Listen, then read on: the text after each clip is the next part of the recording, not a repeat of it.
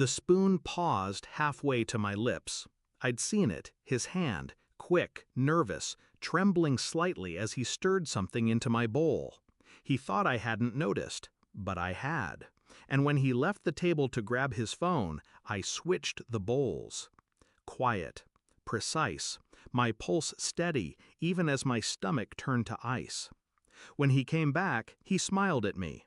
The smile of a man who believed he was about to erase a problem. His problem, me. 30 minutes later, I watched his face pale, his hands clutch at his chest, and I sat still, spoon untouched, waiting. When I met Daniel, he was charming in the way only liars know how to be. Effortless, practiced, magnetic. He sold me the idea of a safe life, promises whispered in the dark, a future drawn in neat lines, stability, family, trust. I believed him. For years I believed him. I ignored the cracks, the little lies, the absences, the shadows that trailed him home. I told myself marriage meant patience, love meant forgiveness, until the patience ran dry and the forgiveness turned into suspicion. The first time I knew for certain, it was small. A credit card statement, 2 hotel charges. He claimed it was business, but the perfume on his shirt wasn't mine.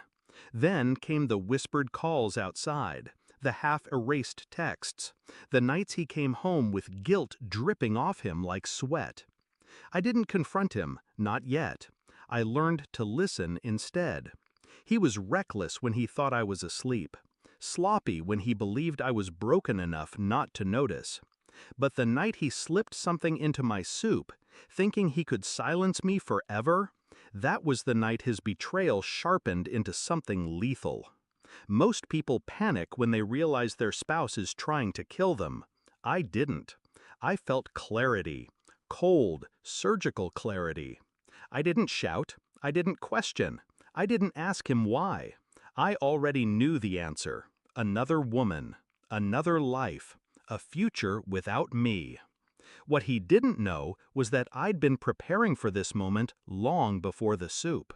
Quietly moving money, quietly documenting every detail, quietly building a case strong enough to hang him by his own noose. All I had to do was wait for him to tie the knot. The bowl was the beginning. I slid it across the table like nothing had changed. Watched him lift the spoon. Listened to the scrape of ceramic and silver, every mouthful sealing his fate. I mirrored him, feigning calm, though I never touched mine.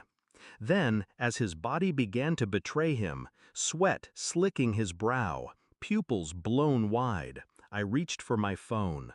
Not to call an ambulance, no. I opened the folder I had built over months, photos, receipts, recordings.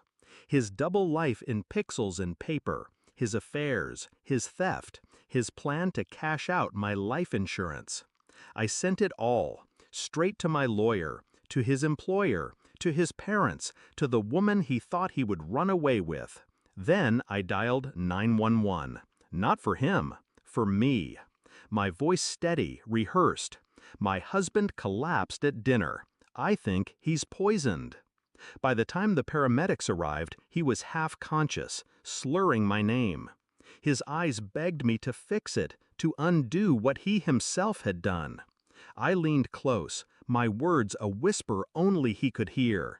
You tried to bury me, Daniel, but you dug your own grave. They wheeled him out on a stretcher, IVs dangling, sirens wailing. Neighbors peered from their porches, murmurs rippling through the dark. And then the police arrived, evidence in hand. The story was simple. He poisoned himself. Intent clear as day. Motive obvious in the files I had so generously provided. He lived, barely, but he didn't walk out free. He woke in a hospital bed with handcuffs biting his wrists. His empire crumbled, his lovers gone, his reputation shattered. And me? I walked away clean, untouched, the dutiful wife who survived a husband's attempt on her life. They believed me, because I had planned for them to. Now, when I close my eyes, I don't see his smile. I see the moment he realized the truth. That I had seen him. That I had outplayed him. That the poison meant for me had only unmasked him. Revenge wasn't an act, it was a mirror, and Daniel choked on his own reflection. People ask me if I feel guilty. I don't. I didn't kill him. I only handed him his own weapon. The night he tried to end me was the night I was reborn, not as his wife, not as his victim, but as the woman who walked away smiling, while he counted his last breaths.